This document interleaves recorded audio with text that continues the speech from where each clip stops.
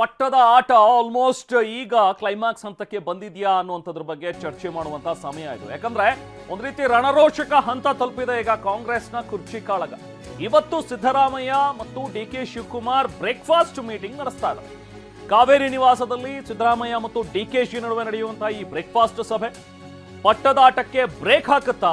ಹಾಗಾದ್ರೆ ಈ breakfast meeting ಟಿವಿನಲ್ಲಿ ಕುರ್ಚಿ ಕ್ಲೈಮ್ಯಾಕ್ಸ್ ನ ಎಕ್ಸ್ಕ್ಲೂಸಿವ್ ಕವರೇಜ್. ಮದಗಜಗಳ ಮುಖಾಮುಖಿ ಈಗಾಗಲೇ ಕೌಂಟ್ ಡೌನ್ ಶುರುವಾಗಿದೆ. ಇಬ್ಬರೂ ಕೂಡ ಬಲಿಷ್ಠ ನಾಯಕರು.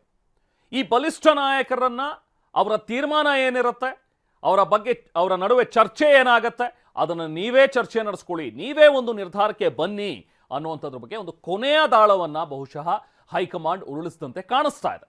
ಒಂದು ವೇಳೆ ನಿಮ್ಮಿಬ್ಬರ ನಡುವೆ ಸಹಮತ ಆಗಲಿಲ್ಲ ಅಥವಾ ಒಮ್ಮತಕ್ಕೆ ನೀವಿಬ್ರು ಬರಲಿಲ್ಲ ಅಂತ ಹೇಳಿದ್ರೆ ಆಗ ನೀವು ನಮ್ಮ ಹತ್ರಕ್ಕೆ ಬನ್ನಿ ಡೆಲ್ಲಿಗೆ, ಆಗ ನಾವು ಒಂದು ತೀರ್ಮಾನವನ್ನು ಕೈಗೊಳ್ಳೋಣ ಅನ್ನುವಂಥದ್ರ ಬಗ್ಗೆ ಬಹುಶಃ ಹೈಕಮಾಂಡ್ ಈಗ ಆಲೋಚನೆ ಮಾಡಿರುವಂತೆ ಕಾಣಿಸ್ತಾ ಇದೆ. ಅದಕ್ಕೋಸ್ಕರನೇ ನೆನ್ನೆ ಕೆ.ಸಿ. ವೇಣುಗೋಪಾಲ್ ಅವರು ಖುದ್ದು ಸಿ.ಎಂ. ಸಿದ್ದರಾಮಯ್ಯ ಮತ್ತು ಡಿ.ಕೆ.ಶಿ ಅವರು ಇಬ್ಬರಿಗೂ ಕೂಡ ಕರೆ ಮಾಡಿ ನೀವು ಮೊದಲು ಇಬ್ರು ಕೂತು ಮಾತಾಡಿ ಅನ್ನುವಂಥದ್ರ ಬಗ್ಗೆ ಒಂದು ಸೂಚನೆಯನ್ನು ಕೊಟ್ಟಿದ್ದಾರೆ. ಸೊ ಅದರಂತೆ ಸಿ.ಎಂ. ಸಿದ್ದರಾಮಯ್ಯ ಇವತ್ತು ಆಹ್ವಾನ ಮಾಡಿದ್ರು ಡಿ.ಕೆ. ಶಿವಕುಮಾರ್ ಅವರಿಗೆ, ಬನ್ನಿ ನೀವು ಬ್ರೇಕ್ಫಾಸ್ಟ್ಗೆ ಮಾತಾಡೋಣ ಅಂತ. ಸಿಎಂ ಕುರ್ಚಿ ಕಾಳಗದ ಮಧ್ಯೆ ನಡೀತಾ ಇರುವಂತಹ ಈ ಒಂದು ಸಭೆ ಏನಿದೆಯಲ್ಲ, ಸಾಕಷ್ಟು ಕುತೂಹಲಕ್ಕೆ ಎಡೆ ಮಾಡ್ಕೊಳ್ತಾ ಇದೆ. ಇವತ್ತು ಬ್ರೇಕ್ಫಾಸ್ಟ್ ಮೀಟಿಂಗ್ ಇನ್ನೇನು ಕೆಲವೇ ಹೊತ್ತಿನಲ್ಲಿ ಆರಂಭವಾಗುತ್ತೆ. ಸಿಎಂ ಅವರ ಕಾವೇರಿ ನಿವಾಸದಲ್ಲಿ ಸಿಎಂ ಮತ್ತು ಡಿ.ಸಿ.ಎಂ ನಡುವೆ ನಡೆಯುವಂತಹ ಒಂದು ಬ್ರೇಕ್ಫಾಸ್ಟ್ ಮೀಟಿಂಗ್ ಆಲ್ಮೋಸ್ಟ್ 9:15 ಅಂತ ಹೇಳಿ ಫಿಕ್ಸ್ ಆಗಿದೆ. ಸೊ ಹಾಗಾಗಿ 9:30 ಅಷ್ಟರಲ್ಲಿ ಡಿ.ಸಿ.ಎಂ ಕೂಡ ಬರ್ತಾರೆ ಸಿಎಂ ಅವರ ನಿವಾಸಕ್ಕೆ. ಹೈಕಮಾಂಡ್ ಸೂಚನೆ ಮೇರೆಗೆ ನಡೀತಾ ಇರುವಂತಹ ಈ ಬ್ರೇಕ್ಫಾಸ್ಟ್ ಮೀಟಿಂಗ್ ಇಡೀ ರಾಜ್ಯದ ಚಿತ್ತ ಇವತ್ತು ಈ ಬ್ರೇಕ್ಫಾಸ್ಟ್ ಮೀಟಿಂಗ್ ನತ್ತ ನೆಟ್ಟಿದೆ. ಇದಕ್ಕೂ ಮುಂಚೆ ಸ್ವತಃ ಸಿಎಂ ಸಿದ್ದರಾಮಯ್ಯ ಅವರು ಮಾತಾಡಿದ್ರು, ನನ್ನ ನಿಲುವಿಗೆ ಬದ್ಧ ಅಂತ ಹೇಳಿದ್ರು. ಹಾಗೆ ಡಿ.ಸಿ.ಎಂ ಕೂಡ ಮಾತನಾಡಿದ್ರು. ಸಿಎಂ ಏನ್ ಹೇಳ್ತಾರೆ ನೆನ್ನೆ ಬನ್ನಿ ನೋಡೋಣ. ಹೈಕಮಾಂಡ್ನವರು ಅವ್ರಿಗೂ ಫೋನ್ ಮಾಡಿದ್ರು, ನನಗೂ ಫೋನ್ ಮಾಡಿದ್ರು, ನೀವಿಬ್ರು ಭೇಟಿ ಮಾಡಿ ಅಂತ. ಅದಕ್ಕೋಸ್ಕರ ಅವನಿಗೆ ನಾನು ಬ್ರೇಕ್ಫಾಸ್ಟಿಗೆ ಕರೆದಿದ್ದೀನಿ. ಬ್ರೇಕ್ಫಾಸ್ಟ್ ಬಂದಾಗ ಚರ್ಚೆ ಮಾಡ್ತೀವಿ. ಯಾಕೆಂತಂದರೆ ಹೈಕಮಾಂಡ್ನವರು ನನ್ನ ಸ್ಟ್ಯಾಂಡ್ನಲ್ಲಿ ಏನು ಬದಲಾವಣೆ ಇಲ್ಲ. ಹೈಕಮಾಂಡ್ನವ್ರು ಏನು ಹೇಳ್ತಾರೆ ಅದರ ಪ್ರಕಾರ ನಾನು ಕೇಳ್ತೀನಿ ಅಂತ ಹೇಳಿದ್ದೀನಿ. ಸೊ ಈಗಲೂ ಅದನ್ನೇ ಹೇಳ್ತೀನಿ, ನಾಳೆನೂ ಅದನ್ನೇ ಹೇಳ್ತೀನಿ. ನಾವಿಬ್ಬರು ಕೂಡ ಅವರು ಅನೇಕ ಸಾರಿ ಹೇಳಿದ್ದಾರೆ ಹೈಕಮಾಂಡ್ನವ್ರು ಹೇಳ್ದಾಗ ಕೇಳ್ತೀವಿ ಅಂತ. ನಾವು ಅನೇಕ ಸಾರಿ ಹೇಳಿದ್ದೀವಿ ಹೈಕಮಾಂಡ್ನವ್ರು ಹೇಳ್ದಾಗ ಕೇಳ್ತೀವಿ ಅಂತ. ಅದನ್ನೇ ಚರ್ಚೆ ಮಾಡ್ತೀವಿ. ಕರೆದ್ರೆ ಹೋಗ್ತೀವಿ ಹೈಕಮಾಂಡ್ನವರು. ಇವತ್ತು ಬೆಳಿಗ್ಗೆ ನಡೆಯಲಿರುವಂತಹ ಈ 9:15 ನಡೆಯುವಂತಹ ಒಂದು ಬ್ರೇಕ್ಫಾಸ್ಟ್ ಮೀಟಿಂಗ್ ಸಾಕಷ್ಟು ಕುತೂಹಲಕ್ಕೆ ಈಗ ಕಾರಣವಾಗ್ತಾ ಇದೆ. ನಮ್ಮ ಪ್ರತಿನಿಧಿ ಜಾಯ್ನ್ ಆಗಿದ್ದಾರೆ, ನಮ್ಮ ಜೊತೆಗೆ ರಿಪೋರ್ಟರ್ಸ್ ಜಾಯ್ನ್ ಆಗ್ತಾ ಇದ್ದಾರೆ. ಮಾತಾಡ್ತಾ ಹೋಗೋಣ. ಮೊದಲಿಗೆ ನಮ್ಮ ಪ್ರತಿನಿಧಿ ಪ್ರಮೋದ್ ಜಾಯ್ನ್ ಆಗಿದ್ದಾರೆ, ಹಾಗೆ ಹರೀಶ್ ಕೂಡ ಜಾಯ್ನ್ ಆಗಿದ್ದಾರೆ, ಜೊತೆಗೆ ಡೆಲ್ಲಿಯಿಂದ ಮಹೇಶ್ ಕೂಡ ನಮ್ಮ ಜೊತೆಗೆ ಜಾಯ್ನ್ ಆಗಿದ್ದಾರೆ. ಮಾತಾಡ್ತಾ ಹೋಗೋಣ. ಫಸ್ಟ್ ಆಫ್ ಆಲ್ ಪ್ರಮೋದ್, ಇವತ್ತು ನಡೆಯುವಂತಹ ಈ ಒಂದು ಬ್ರೇಕ್ಫಾಸ್ಟ್ ಮೀಟಿಂಗ್ ಮೇಲೆ ಎಲ್ಲರ ದೃಷ್ಟಿ ನೀಡಿದೆ. ಇನ್ಫ್ಯಾಕ್ಟ್ ದೆಹಲಿಗೆ ಹೋಗಬೇಕಾಗಿದ್ದಂಥವ್ರು ಡಿ.ಕೆ. ಶಿವಕುಮಾರ್ ನಿನ್ನೆ ಅದನ್ನ ಫ್ಲೈಟ್ ಕ್ಯಾನ್ಸಲ್ ಮಾಡಿಕೊಂಡು ಇವತ್ತಿನ ಬ್ರೇಕ್ಫಾಸ್ಟ್ ಮೀಟಿಂಗಿಗೆ ಅವ್ರು ಉಳ್ಕೊಂಡಿದ್ದಾರೆ. ಬಟ್ ಇಲ್ಲಿ ಕುತೂಹಲ ಅಂತ ಹೇಳಿದ್ರೆ ಪ್ರಮೋದ್, ಅಬ್ಸರ್ವ್ ಮಾಡಿ, ಒಂದು ಡಿ.ಕೆ. ಶಿವಕುಮಾರ್ ಅವರು ಹೇಳ್ತಾ ಇರುವಂತಹ ವಿಚಾರ ನಮಗೆ ಹೈಕಮಾಂಡ್ ಹೇಳಿದೆ ವೇದವಾಕ್ಯ ಅಂತ ಹೇಳ್ತಾರೆ. ಸಿಎಂ ಸಿದ್ದರಾಮಯ್ಯ ಅವರು ನಿನ್ನೆನೂ ಹೇಳ್ತಾರೆ, ನಾನು ಈಗಲೂ ಸ್ಟ್ಯಾಂಡ್ ಬೈ ಇದ್ದೀನಿ, ನನ್ನ ಅಲ್ಲಿ ನಿಲುವಿಗೆ ಹೈಕಮಾಂಡ್ ಏನು ಹೇಳುತ್ತೋ ಅದನ್ನು ಮಾಡ್ತೀನಿ ಅಂತ ಹೇಳಿ. ಇದರ ನಡುವೆ ನೀವಿಬ್ರೇ ಕೂತು ಮಾತಾಡಿ ಅನ್ನುವಂಥದ್ದು ಇದರಲ್ಲಿರುವಂತಹ ಮಹತ್ವ. ಸೊ ಇವತ್ತಿನ ಒಂದು ಬ್ರೇಕ್ಫಾಸ್ಟ್ ಮೀಟಿಂಗ್ ಎಷ್ಟು ಮಹತ್ವವನ್ನು ಪಡ್ಕೊಂಡಿದೆ ಅನ್ನುವಂಥದ್ರ ಬಗ್ಗೆ ಪ್ರಮೋದ್. ರೆಮಾನ್, ಇದು more of damage control mode ಅಂದರೆ ತಪ್ಪಾಗಲ್ಲ. ಯಾಕೆಂದರೆ ಎಲ್ಲರಿಗೂ ಗೊತ್ತಿರುವಂಥದ್ದು, ಬೆಂಗಳೂರಿನಲ್ಲಿ ಯಾವುದೇ ರೀತಿಯಂಥದ್ದು ಮಹತ್ವದ ಬೆಳವಣಿಗೆ ಆಗಲ್ಲ. ಇಲ್ಲಿ ಎಷ್ಟೇ ಚರ್ಚೆ ಮಾಡಿದ್ರು ಕೂಡ ಅಂತಿಮವಾಗಿ ಯಾವ ನಿರ್ಧಾರವನ್ನು ಮಾಡಬೇಕಾಗಿದ್ರು ಕೂಡ ಅದು ರಾಹುಲ್ ಗಾಂಧಿ ಅಂಗಳದಲ್ಲಿ ಅಥವಾ ಅವರ ಒಪ್ಪಿಗೆಯ ಮೇರೆಗೆ ಯಾವುದೇ ಬದಲಾವಣೆ ಆಗಬೇಕಾಗಿತ್ತು. ಈಗ ಕೆ.ಸಿ. ವೇಣುಗೋಪಾಲ್ ಅವರು ಮುಖ್ಯಮಂತ್ರಿ ಮತ್ತು ಉಪಮುಖ್ಯಮಂತ್ರಿಗೆ ಇಬ್ಬರಿಗೂ ಕೂಡ ನಿನ್ನೆ ಕರೆ ಮಾಡಿದ್ದಾರೆ. ಇದರ ಉದ್ದೇಶ ಇಷ್ಟೇ.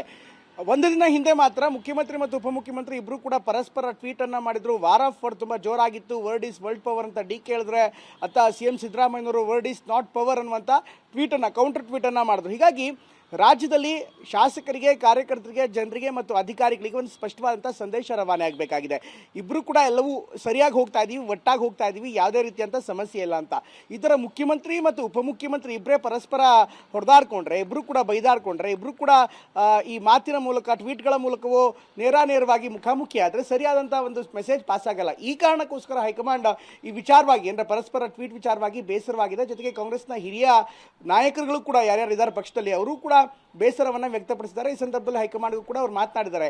ಆಗ ಹೈಕಮಾಂಡ್ ಇಂಟರ್ವ್ಯೂನ್ ಆಗಿದೆ ಮಧ್ಯದಲ್ಲಿ ಈ ರೀತಿಯಂಥ ಟ್ವೀಟ್ಗಳು ಯಾವುದೂ ಕೂಡ ಬೇಡ, ಮೊದಲಿಗೆ ನೀವಿಬ್ರು ಕೂಡ ಒಟ್ಟಾಗಿ ಕೂತ್ಕೊಳ್ಳಿ, ಒಟ್ಟಾಗಿ ಮಾತಾಡಿ, ಈ ಮೂಲಕ ಕಾರ್ಯಕರ್ತರಿಗೆ ಜನರಿಗೆ ಒಂದು ಸಂದೇಶ ಕೊಡಿ ಮೊದಲು. ಅದಾದ ನಂತರ ಡೆಲ್ಲಿಲಿ ಏನು ಮಾತಾಡಬೇಕು, ಅಲ್ಲಿ ಯಾರ್ಯಾರು ನಿರ್ಧಾರ ಮಾಡಬೇಕು ಅದೆಲ್ಲವನ್ನೂ ಕೂಡ ಮಾಡ್ತಾರೆ. ನೀವು ಮೊದಲಿಗೆ ಒಟ್ಟಾಗಿ ಕಾಣಿಸ್ಕೊಳ್ಳೋ ಮೂಲಕ ಒಂದು ಸ್ಪಷ್ಟವಾದಂಥ ಚಿತ್ರಣವನ್ನು ರಾಜ್ಯದ ಜನರಿಗೆ ಕೊಡಿ ಎನ್ನುವಂಥ ಒಂದು ಸೂಚನೆಯನ್ನು ಕೊಡಲಾಗಿತ್ತು. ಅದೇ ಕಾರಣಕ್ಕೋಸ್ಕರ ಇವತ್ತಿನ ಸಭೆ ಆಗ್ತಾ ಇದೆ. ಹೀಗಾಗಿ ಇವತ್ತಿನ ಸಭೆಯಲ್ಲಿ ನೀನು ನನ್ನ ಕೊಡ್ತೀಯಾ, ನಾನು ನಿನ್ನ ಕೊಡ್ಲಾ, ಈ ಥರದ ಚರ್ಚೆಗಳು ತೀರಾ ಕಡಿಮೆ, ಸಾಧ್ಯತೆ ಇಲ್ಲ. ಆದರೆ ಅಫ್ಕೋರ್ಸ್ ಅನೌಪಚಾರಿಕವಾಗಿ ಕೆಲವೊಂದಿಷ್ಟು ಹಳೆ ನೆನಪುಗಳನ್ನು, ಹಳೆ ವಿಚಾರಗಳನ್ನು ಅಥವಾ ಆ ದಿನ ಏನಾದರೂ ಆಗಿದ್ರೆ ಅದರ ವಿಷಯಗಳನ್ನು ಮುನ್ನಡೆಗೆ ಇಡುವಂಥ ಸಾಧ್ಯತೆ ಇದೆ. ರೇಮಾನ್, ನಿಜ ಪ್ರಮೋದ್, ಬಂದೆ ನಿಮ್ಮ ಜೊತೆ ಮಾತಾಡ್ತೀನಿ. ಹರೀಶ್ ಕೂಡ ನಮ್ಮ ಜೊತೆಗೆ ಜಾಯ್ನ್ ಆಗಿದ್ದಾರೆ. ಎಸ್ ಹರೀಶ್, ನಾವು ಕೂಡ ಈಗ ಮಾತಾಡ್ತಾ ಇದ್ವಿ, ಪ್ರಮೋದ್ ಕೂಡ ರೈಟ್ಲಿ ಸೈಡ್. ಯಾಕಂದರೆ ದೆಹಲಿ ಡೆವಲಪ್ಮೆಂಟ್ಗಳು ಬೆಂಗಳೂರಿನಲ್ಲಿ ನಾವು ಎಕ್ಸ್ಪೆಕ್ಟ್ ಮಾಡೋದಕ್ಕೆ ಸಾಧ್ಯ ಇಲ್ಲ. ಇವರಿಬ್ರು ಏನೋ ಕೂತ್ಕೊಂಡು ಮಾತಾಡಿದ್ರು ಕೂಡ ಏನೋ ತೀರ್ಮಾನಕ್ಕೆ ಬಂದುಬಿಡ್ತಾರೆ, ಏನೋ ಶೇರಿಂಗ್ ಆಗಿಬಿಡುತ್ತೆ ಅನ್ನುವಂಥದ್ದು ಬಹುಶಃ ಖಂಡಿತವಾಗ್ಲೂ ಇದನ್ನು ಎಕ್ಸ್ಪೆಕ್ಟ್ ಮಾಡೋದಕ್ಕಾಗೋದಿಲ್ಲ. ಒಂದು ಅನೌಪಚಾರಿಕವಾಗಿ ಕೂತ್ಕೊಂಡು ಮಾತಾಡಬಹುದು, ಒಂದು ಬ್ರೇಕ್ಫಾಸ್ಟ್ ಅಂದರೆ ಆ ಮೂಲಕ ಒಂದು ಸಂದೇಶ ಜನರಿಗೆ, ಹೌದು ನಾವಿಬ್ಬರು ಒಟ್ಟಿಗಿದ್ದೀವಿ ಅನ್ನುವಂಥದ್ದನ್ನು ತೋರಿಸುವ ಒಂದು ಪ್ರಯತ್ನ ಇದಾಗಿರಬಹುದು ಅನ್ನುವಂಥದ್ದು ಸಹಜವಾಗಿ ಗೊತ್ತಾಗುವಂಥದ್ದು. ಈಗ ನೀವು ಡಿ ಕೆ ಮನೆ ಹತ್ರ ಇದ್ರಿ, ಡಿ ಕೆ ಮನೆ ಹತ್ರ ಏನೇನು ಬೆಳವಣಿಗೆಗಳು ನಡೀತಾ ಇದೆ, ಎಷ್ಟೊತ್ತಿಗೆ ಹೊರಡಬಹುದು ಡಿ ಕೆ ಶಿವಕುಮಾರ್ ಅವರು, ಸೊ ಅಲ್ಲಿ ಆ ಒಂದು ಪರಿಸರದಲ್ಲಿ ಈಗ ಈ ಮೀಟಿಂಗ್ ಕುರಿತಾಗಿ ಏನೆಲ್ಲ ಒಂದಷ್ಟು ಡೆವಲಪ್ಮೆಂಟ್ಗಳಾಗ್ತಾ ಇವೆ, ಎಷ್ಟು ಕುತೂಹಲಕ್ಕೆ ಎಡೆ ಮಾಡಿಕೊಡ್ತಾ ಇದೆ ಹಾಗಾದ್ರೆ ಈ ಮೀಟಿಂಗ್? ಹರೀಶ್.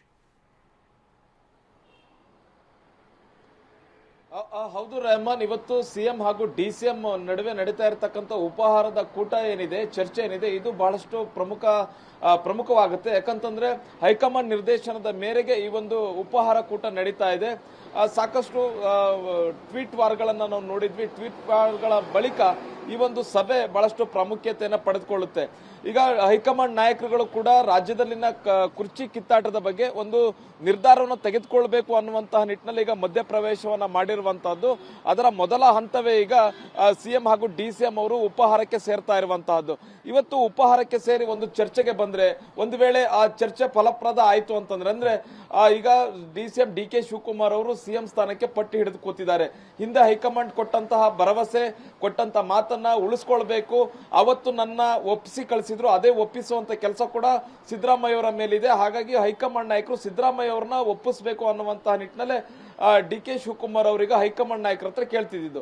ಇವತ್ತು ನಡೆಯುವಂತ ಸಭೆ ಸಿಎಂ ಹಾಗೂ ಡಿಸಿಎಂ ನಡೀತಾ ಏನು ಉಪಹಾರ ಕೂಟದಲ್ಲಿ ಸೇರ್ತಾರೆ, ಏನು ಚರ್ಚೆ ಆಗುತ್ತೆ ಅನ್ನುವಂತಹದ್ದೇ ಕುತೂಹಲ. ಏನು ನೇರವಾಗಿ ಈಗ ಯಾವತ್ತು ಬಿಟ್ಕೊಡ್ತೀರಿ ಅನ್ನುವಂಥದ್ದು ಕೇಳಕ್ಕಾಗುತ್ತೋ, ಅಥವಾ ಏನು ಹೈಕಮಾಂಡ್ ಕಡೆ ಬೊಟ್ಟು ಮಾಡಿ ತೋರಿಸ್ತಾರೋ ಸಿದ್ದರಾಮಯ್ಯ ಅವರು?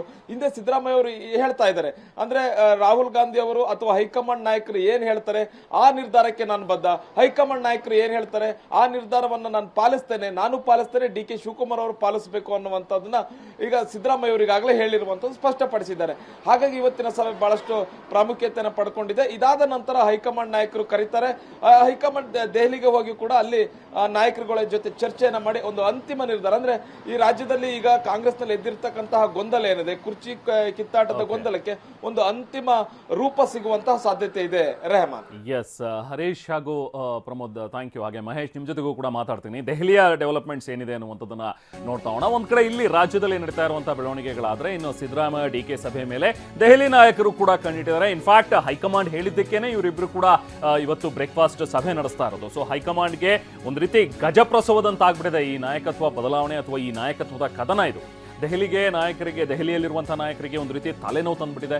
ಸೊ ಹಾಗಾಗಿ ಈ ಬ್ರೇಕ್ಫಾಸ್ಟ್ ಸಭೆಯಲ್ಲಿ ಏನಾದರೂ ನಿರ್ಧಾರ ಆಗುತ್ತಾ ಅಂತ ವೇಟ್ ಮಾಡ್ತಿದ್ರೆ, ಬಟ್ ತೀರಾ ಒಂದು ಡಿಸಿಷನ್ಗೆ ಬಂದ್ಬಿಡ್ತಾರೆ, ಒಂದು ಕಾಂಕ್ರೀಟ್, ಒಂದು ಸಾಲಿಡ್ ಡಿಸಿಷನ್ ಹೊರಗಡೆ ಬರುತ್ತೆ. ಓಕೆ ನಾನು ಬಿಟ್ಕೊಡ್ತೀನಿ ಅನ್ನುವಂಥದ್ದು, ಅಥವಾ ಇಲ್ಲ ನಾನೇ ಕಂಟಿನ್ಯೂ ಆಗ್ತೀನಿ, ಓಕೆ ಸರ್ ನೀವೇ ಒರೀರಿ ಅನ್ನುವಂಥದ್ದು, ಅಥವಾ ಇಲ್ಲ ನನಗೆ ಬಿಟ್ಕೊಡಿ ಅನ್ನುವಂಥದ್ದು. ಈ ಥರದ್ದು ಒಂದಷ್ಟು ಚರ್ಚೆಗಳಾಗುವಂಥ ಸಾಧ್ಯತೆಗಳು ತೀರಾ ಕಮ್ಮಿ ಅಂತಾನೆ ನಾವು ಎಕ್ಸ್ಪೆಕ್ಟ್ ಮಾಡ್ಬೇಕು. ಯಾಕಂದ್ರೆ ಇಬ್ರು ಕೂಡ ಬಲಿಷ್ಠ ನಾಯಕರುಗಳು, ಇಬ್ರು ಹೇಳ್ತಾ ಇರೋದು ಹೈಕಮಾಂಡ್ ಏನು ಹೇಳುತ್ತೋ ನಾವು ಕೇಳ್ತೀವಿ ಅಂತ ಹೇಳಿ. ಸೊ ಹಾಗಾಗಿ ಇವತ್ತಿನ ಒಂದು ಸಭೆಯಲ್ಲಿ ಏನು ಮಾತಾಡ್ತಾರೆ, ಏನು ಔಟ್ಕಮ್ ಆಗತ್ತೆ, ಅದು ನಿರೀಕ್ಷೆ ಅಂತೂ ಖಂಡಿತವಲ್ಲೂ ಇದ್ದೇ ಇದೆ. ಸೊ ಹಾಗಾಗಿ ದೆಹಲಿ ನಾಯಕರು ಕೂಡ ಒಂದು ಕಣ್ಣಿಟ್ಟಿದ್ದಾರೆ. ಆ ಮೂಲಕ ಒಂದು ಸಂದೇಶ ಜನರಿಗೆ, ನೋಡಿ ಜಗಳ ಕಿತ್ತಾಟ ಅನ್ನುವಂಥದ್ದು ನೀವು ಆ ರೀತಿಯಾಗಿ ನೋಡ್ತಾ ಇದ್ದೀರಿ ಅಥವಾ ಮಾಧ್ಯಮಗಳಲ್ಲಿ ಬಿತ್ತರವಾಗ್ತಿದೆ, ನಮ್ಮಲ್ಲಿ ಯಾವುದೇ ರೀತಿಯಾದಂಥ ಭಿನ್ನಾಭಿಪ್ರಾಯಗಳಿಲ್ಲ, ನಾವಿಬ್ರು ಒಟ್ಟಿಗೆ ಹೋಗ್ತಾ ಇದ್ದೀವಿ ಅನ್ನುವಂಥದ್ದನ್ನ ಒಂದು ಸಂದೇಶ ರವಾನೆ ಮಾಡುವಂಥ ಒಂದು ಪ್ರಯತ್ನ ಬಹುಶಃ ಈ ಬ್ರೇಕ್ಫಾಸ್ಟ್ ಮೀಟಿಂಗ್ನಲ್ಲಿ ಇದೆ ಅನ್ನೋ ರೀತಿಯಲ್ಲಿ ಕಾಣಿಸ್ತಾ ಇದೆ.